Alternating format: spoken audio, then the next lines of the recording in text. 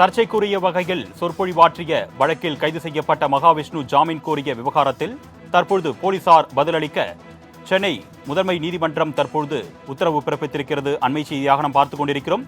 இதுகுறித்த கூடுதல் விவரங்களை செய்தியாளர் கிருஷ்ணமூர்த்தி வழங்க நாம் கேட்கலாம். வணக்கம் கிருஷ்ணமூர்த்தி, கூடுதல் விவரங்கள். வணக்கம்.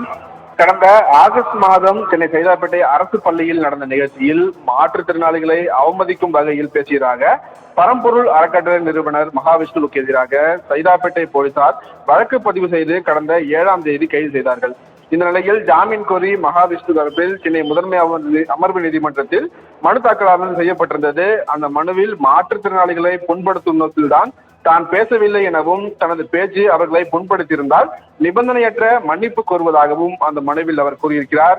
மேலும் தனது பேச்சு எடிட் செய்யப்பட்டு யூடியூபில் வெளியிடப்பட்டதாகவும் முழு பேச்சை கேட்காமல் தனக்கு எதிராக பொய் வழக்கு பதியப்பட்டுள்ளதாகவும் அந்த மனுவில் அவர் தெரிவித்திருக்கிறார்.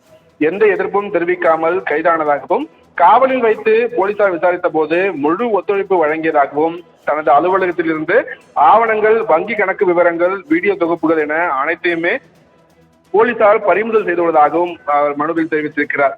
இந்த மனு முதன்மை அமர்வு நீதிபதி இன்று விடுமுறை என்பதால் இந்த முதலாவது கூடுதல் நீதிபதி ஜெயச்சந்திரன் முன்பாக இன்று விசாரணைக்காக எடுத்துக் கொள்ளப்பட்டது. அப்போது மனு தொடர்பாக பதிலளிக்க காவல்துறை தரப்பில் அவகாச மனு கேட்கப்பட்டது. காவல்துறையின் இந்த கோரிக்கையை ஏற்றுக்கொண்ட நீதிபதி மனுவிற்கு பதிலளிக்க காவல்துறைக்கு உத்தரவிட்டு வழக்கின் விசாரணையை அக்டோபர் 3ஆம் தேதிக்கு தள்ளி வைத்து உத்தரவிட்டிருக்கிறார். அரங்கேஷ், விவரங்களுக்கு நன்றி கிருஷ்ணமூர்த்தி.